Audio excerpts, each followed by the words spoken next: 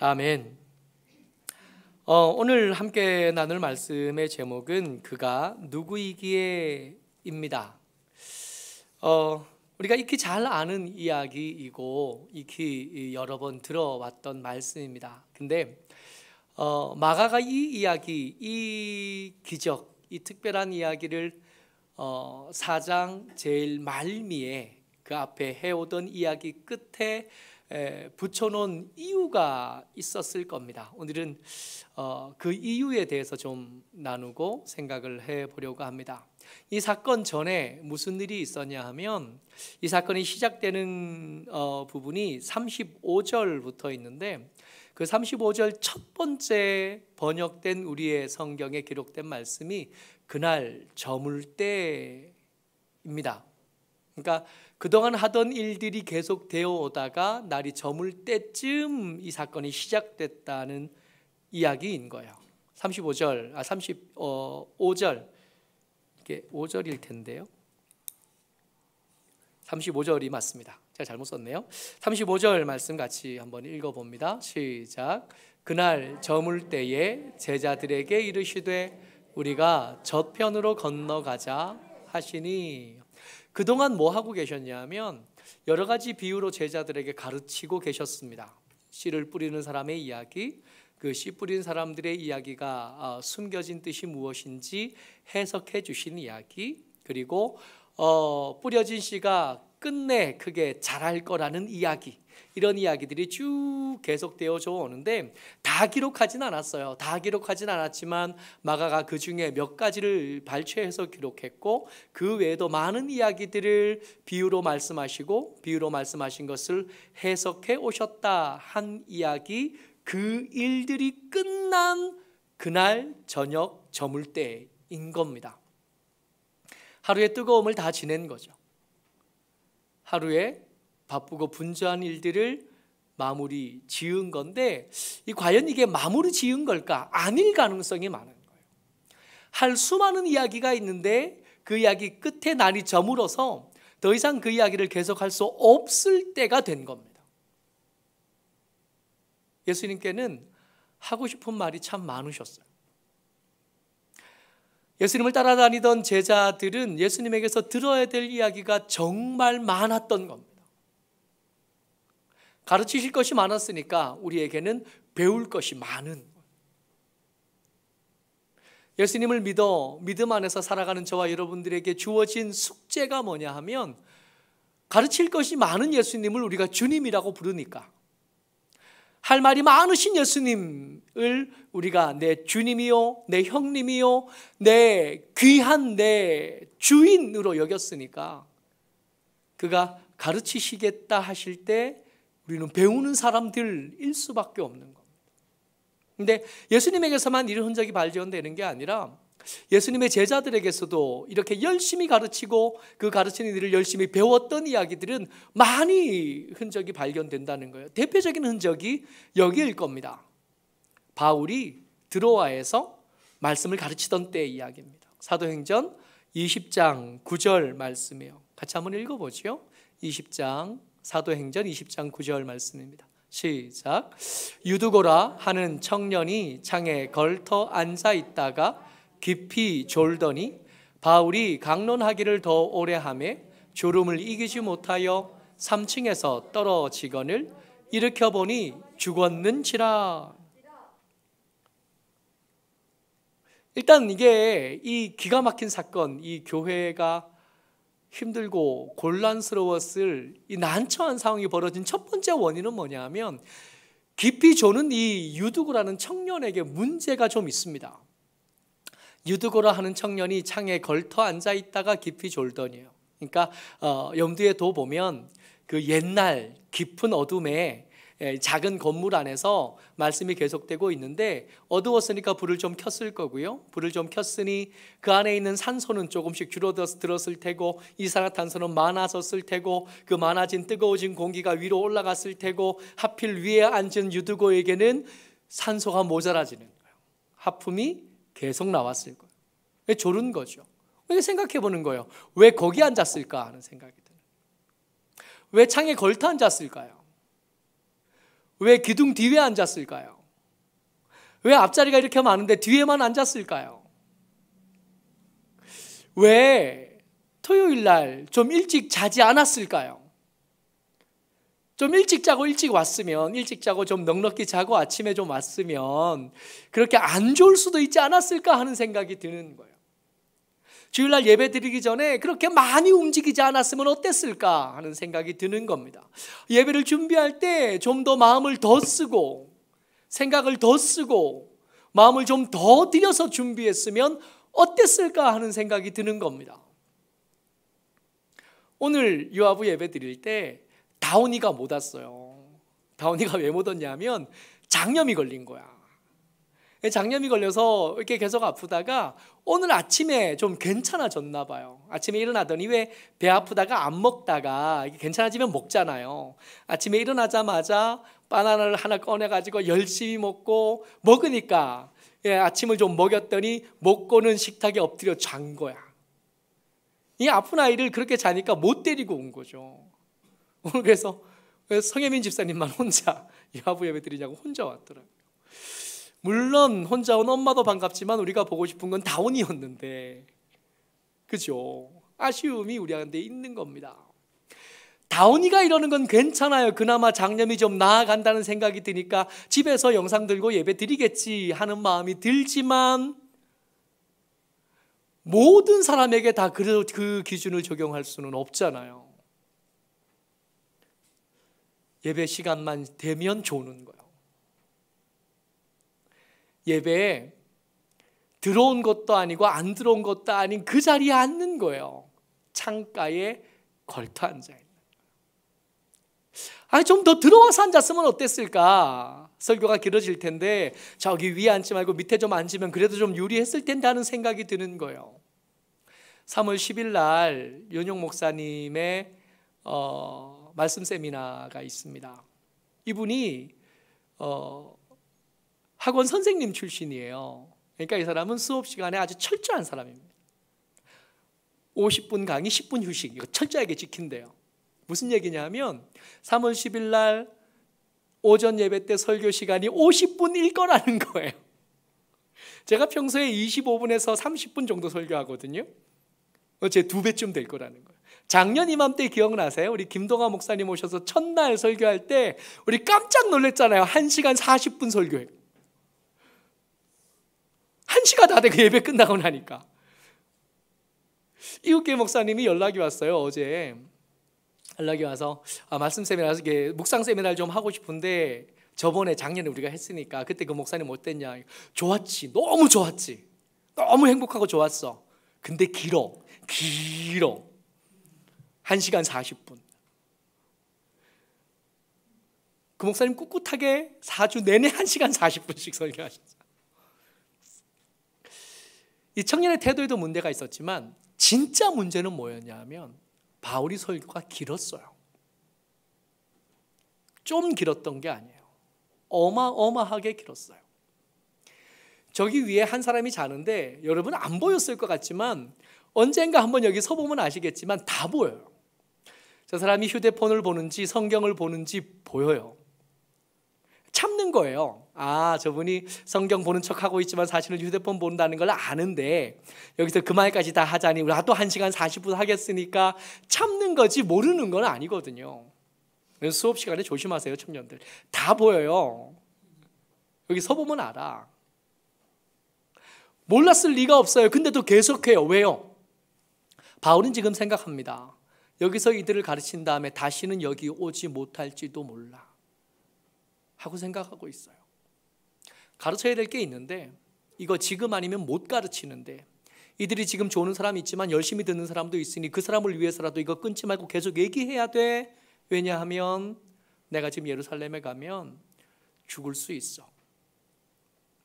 죽는다고 해도 가야 될 자리이니 가기는 하는데 남겨둔 사람이 아쉽고 믿음의 선배, 믿음의 지도자 없이 그 풍랑을 온몸으로 다 부딪혀가면서 살아야 될 저들이 안타까운. 그래서 한마디라도 더 해야 되겠고 한마디라도 더 말해야 되겠는 겁니다. 그렇게 시간은 갔어요. 그렇게 시간이 갔는데 여러분 떨어져 죽었잖아요. 이쯤 되면 멈췄을 것 같은데 그게 아니었다는 거예요. 20장 11절에 보면 이 떨어진 사람 유두고를 기도해서 살리고 난 다음에 올라가 떡을 떼어 먹고 오랫동안 곧 날이 새기까지 기어코 그 얘기 다 하고 간다. 가르칠 게 있었던 겁니다. 가르칠 게 많았던 겁니다. 예수님도 그러셨고 바울도 그랬고 예수 믿는 교회 다니기 시작한 우리 모두에게 그런 거예요. 가르쳐야 할 것이 있고 배워야 할 것이 있고. 예수 믿는 사람들은 그래서 공부하는 사람들입니다. 예수 믿는 사람들 그래서 책 읽는 사람들이어야 합니다. 읽어야 돼요. 성경도 읽고 성경뿐만 아니라 이 성경을 먼저 읽어서 묵상한 사람들의 글도 있고 이 성경을 읽고 믿음으로 살아갔던 삶의 이야기들을 우리가 읽어야 돼요. 읽어서 배워야 됩니다. 그래야 믿음을 겨우 지키는 거예요. 제가 한 달에 한 번씩 독서 모임을 가요. 사실은 거기 안 믿는 사람들 여럿 있어서 가면 목사인 저는 목사 저 혼자 있거든요. 그 모임에 목사 저 혼자인데 거기 있는 게 마냥 좋지는 않아요. 마냥 좋지는 않은데 그래도 거기 가는 이유는 안 믿는 사람들의 이야기를 들어볼 자리는 저기는 없더라고요. 그리고 한참 교회를 다니다가 떠난 가나안 성도들도 거기에 한두 분씩 계신데 그분들의 이야기가 제게 자극이 되기도 하고 저보다 믿음이 훨씬 더 좋은 집사님들 이야기, 장로님 이야기를 거기서 자연스럽게 편안하게 들을 수 있는 자리가 제게 너무 귀하기도 하고 특별한 은혜가 있어서 그 자리를 사모하는 마음으로 계속합니다. 좋은 거 책을 읽을 수 있게 되더라고요. 그 책을 보고 새로운 시각들에 대해서 배우고 배울 게 너무 많은 거예요. 예수 믿는 저와 여러분들은 공부하는 사람들입니다. 그래서 공부하기를 멈추시면 안 돼요. 배우지 않으면 안 되는 이유가 계속 이어져 갑니다. 이 배경을 가지고 이제 바다를 건너가는 거예요. 갈릴리 호수를 건너가는데 건너가는 그 자리에서 뭘 만나냐면 광풍을 만나요. 여러분 광풍 그러니까 뭐게 그럴듯한 말처럼 들리지만 이거 미친 바람인 거예요. 그러니까 평범하지 않은 바람. 이 바람을 보니까 이건 평범하게 일상적으로 어떨 때 가끔씩 부는 바람이 아니라 야 이건 미친 것 같은 바람이야. 그래서 광풍이라고 쓰지 않았을까요? 같이 읽어봅니다. 시작. 큰 광풍이 일어나며 물결이 배에 부딪혀 들어와 배에 가득 차게 되었더라. 아멘. 여러분 그 배에 예수님 계시다고요. 예수님이 가자고 하신 곳에 제자들이 따라가는 중입니다. 열심히 주의 말씀을 공부하던 사람이고요. 열심히 주의 말씀을 듣던 중에 예수님이 가자고 해서 그 배를 탄 겁니다. 그냥 놀러 가다가 아니에요. 휴가 가다가 아니에요. 내 고집대로 내 마음대로 멀리 갔다가가 아니에요. 그랬으면 회개해야 되는 거구나 하지만 그거 아니잖아요. 마가복음 4장에 보면 그냥 예수님의 말씀을 무리의 입장에서 듣는 이야기가 등장하고 내부자로서 그의 제자들이 해석된 말씀을 듣는 부분이 뚜렷하게 구분되어져서 나옵니다. 지금 이 배에 같이 탄 사람은 누구냐 하면 그야말로 내부자들이에요. 믿음 있는 사람들, 믿음으로 그 아버지와 배를 버려두고 그물을 버린 사람들이 그 배에 같이 탔는데 그 배에 예수님이 계신데 이 예수님이 계심에도 불구하고 광풍을 만났다는 겁니다. 예수님 믿고 나서 좋은 일만 생기고 예수 믿고 나서 아프던 몸이 안 아프게 되어지고 예수 믿고 나서 있던 문제들이 해결되어지고 묶인 것들이 풀리고 그러면 참 좋겠는데 살아보니 안 그렇잖아요. 예수 믿고 살아보니 없던 문제도 생기잖아요. 아니 있던 문제는 고사하고 적어도 없던 문제라도 좀 안 생기고 그랬으면 얼마나 좋을까요? 예수님이시잖아요. 광풍이 그 바다에 그 시간에 불고 모르셨을 리가 없으셨을 예수님이 거기 계신데도 광풍을 만난다는 거예요.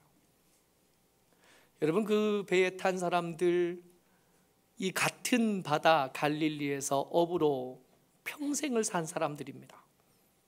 베드로도 그렇고 그의 형제도 그렇고 야고보와 요한도 그래요. 거기서 잔뼈가 굵은 사람들입니다. 여러분, 바다라 그러니까 여러분 큰 바다인 것 같지만 그렇지도 않아요. 거기 가서 이렇게 보면 한쪽 옆에, 이 갈릴리 호수 옆에 이렇게 보면 저 끝이 저기 보여요. 그리 가깝지는 않아도 이렇게 이게 바다가 아니고 호수구나, 바다에 익숙한, 바다 동네에 사는 우리에게는 익숙한 바다와는 다릅니다. 뻔해요. 거기에요. 어디 가면 더 깊은지 어디 가면 덜 깊은지 아는 바다예요. 어느 계절에 바람이 부는지, 바람이 불면 어느 정도 부는지 아는 사람입니다. 잘 인생에 대한 대책이 나름대로 준비되어져 있고 인생에 대한 준비가 나름대로 단단하게 되어 있는 사람인데도 불구하고 이 사람들이 감당할 수 없는 광풍이 부니까 두 손을 놓을 수밖에 없는 상황. 예수님과 함께 있고 예수님이 그 자리에 계신데도 예수님이 아무 일도 해주지 않으시는 거예요. 여러분, 기도 안 했을까요? 갑자기 슬픈 일을 당한 예수 믿는 사람들이 기도 안 했을까요? 지금 멀리 가다가가 아니잖아요. 당연히 기도했겠지. 믿음이 떨어진 상태가 아니라 금방까지 예수님으로부터 말씀을 배우고 그 말씀을 따라 순종하던 사람들이니까 광풍을 만났으면 기도했겠죠. 간절히 기도했겠지. 근데 그렇게 간절히 기도해도 통제할 수 없는 광풍은 우리 삶에 닥칩니다. 삶에 닥치죠. 근데 기가 막히게도 말씀이 이때 예수님 뭐 하고 계시나를 기록해 주는데, 예수님 뭐 하고 계시냐 하면 베개를 베고 주무셔요. 여러분, 너무 빡치지 않아요? 아니, 그냥 잠깐 조는 거 하고 작정을 하고 자는 거 하고는 좀 다르잖아요. 그러니까 예수님, 지금 이 예수님의 주무시는 모습을 생각해 보면 이건 잠깐 깜빡 너무 피곤하셨으니까 깜빡 주무신 건가요? 아니에요. 베개까지, 이 베개가 뭔지는 모르겠으나 누가 봐도 이거는 작정을 하고 주무시는 거예요. 아니, 자기가 데리고 가놓고는, 당신이 데리고 가놓고는. 38절 말씀입니다. 같이요, 시작. 예수께서는 고물에서 베개를 베고 주무시더니 제자들이 깨우며 이르되 선생님이여, 우리가 죽게 된 것을 돌보지 아니하시나이까 하니. 저는 이 38절 하반절의 제자들의 말에 100% 공감합니다. 선생님, 우리가 죽게 된 것을 돌보지 아니하시나이까 되게 점잖게 읽으면 이 느낌이 안 사는 거예요. 그렇지 않아요? 죽겠다고요, 지금. 아니, 책임을 지셔야 될 거 아니에요, 책임을. 그만큼 우리 배도 버리고 그물도 버리고 아버지도 버리고 내 삶의 자리를 다 버리고 오셨는데, 우리가 왔는데 그렇게 우리를 데리고 왔으면 책임을 져야 될 거 아니에요. 책임이라는 게 있잖아요. 우리도 이렇게는 안 해. 그렇지 않아요? 애를 쓰는 척이라도 하셔야지. 아니, 도대체 이 베개는 어디서 나온 거야 갑자기?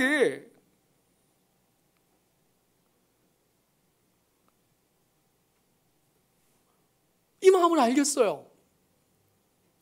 이 억울하고, 야, 발을 잘못 들였네 하는 이 마음을 알겠어요.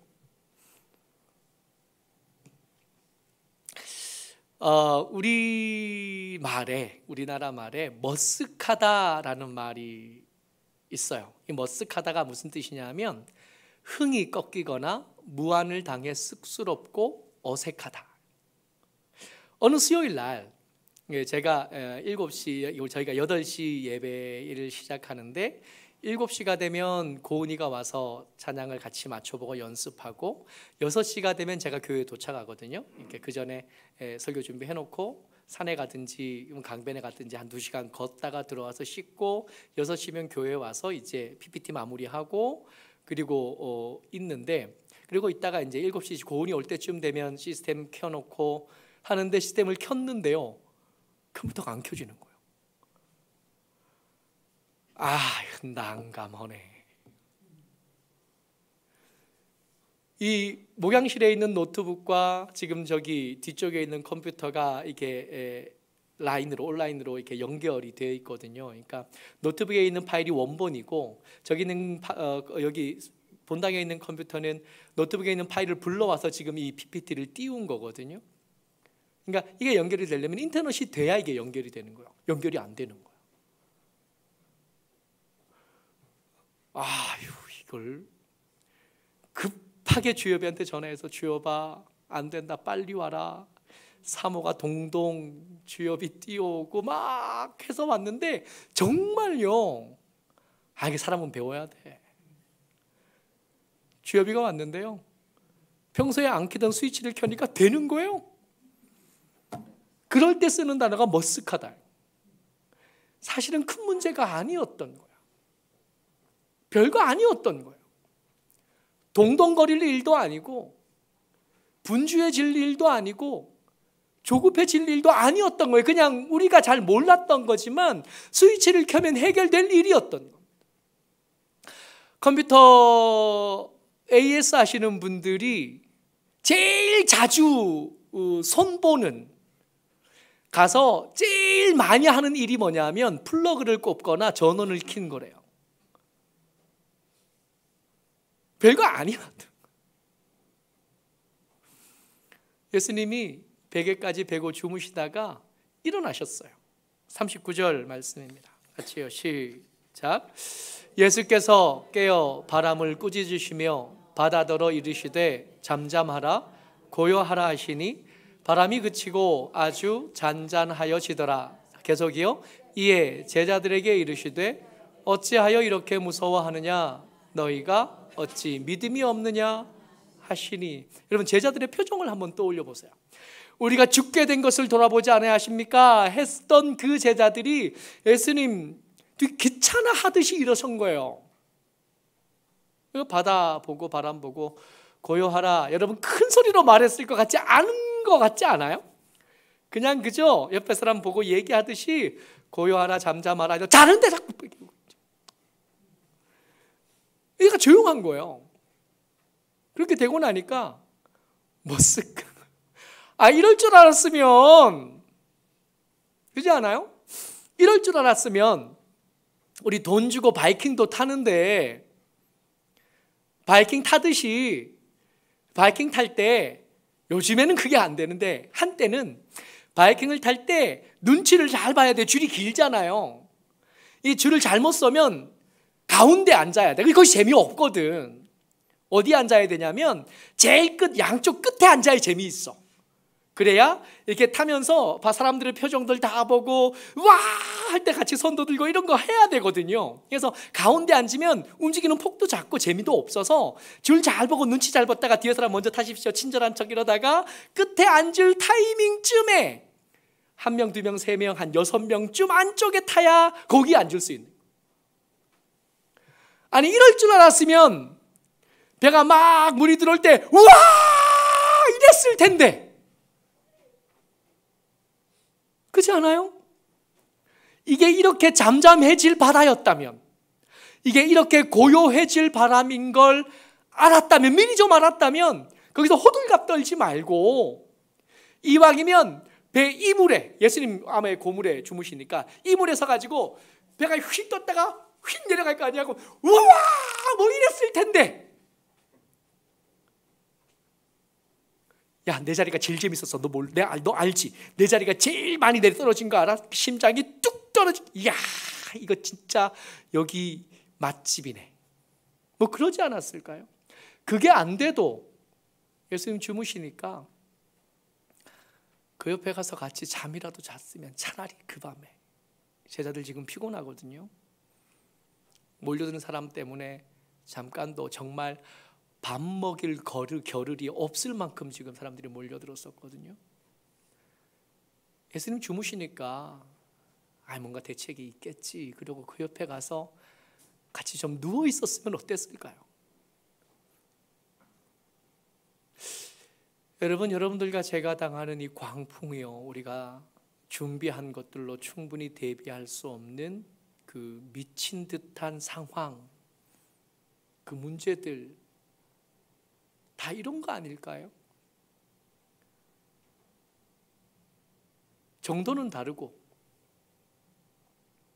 각자의 상황과 형편이 다 다르겠으나 끝내 지나고 우리가 바라봤던 그 항구에 도착하고 나면 다 이런 거 아니었을까요? 그때 호들갑던 것이 부끄러워질 일, 우리가 호들갑 떨던 그것이 머쓱해질 일들 아니었을까요?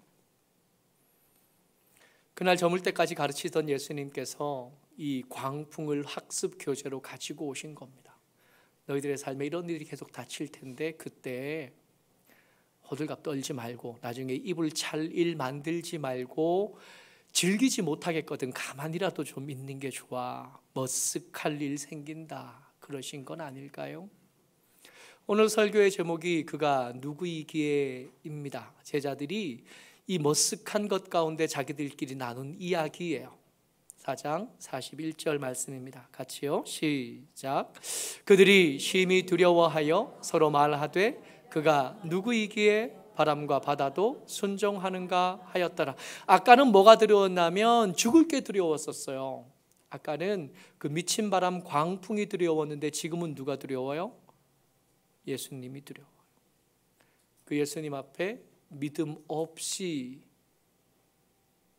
우리가 죽게 된 것을 돌아보지 아니하십니까? 했던 그게 두려운 거예요. 진짜 두려운 건 바람 따위가 아니에요. 진짜 두려운 건 하나님에 대해서 배웠고 예수님이 누구신지 어느 정도 짐작해 가면서도 믿음이 생기지 않는 우리의 믿음 없음이 두려운 것. 어쩌면 예수님께서는 이 계속해서 가르치시고 그리고 광풍까지 동원하시면서 이 질문에 제자들이 도착하도록 이 상황을 만드신 것 같아요. 물어보라고. 네가 믿는 예수님 도대체 어떤 분이시냐? 우리가 믿는 예수님 어떤 분이십니까? 우리가 믿는 예수님은 누구십니까? 바람과 바다도 순종하는 저의 권위, 바람과 바다도 순종하는 저의 어마어마함에 대해서 좀 더 생각해 보기를. 이렇게 질문해 보고 그 질문하고 대답하는 중에 조금씩 예수님께 가까워지고 예수님을 닮아가는 저와 여러분 되시기를 주의 이름으로 축복합니다. 아멘.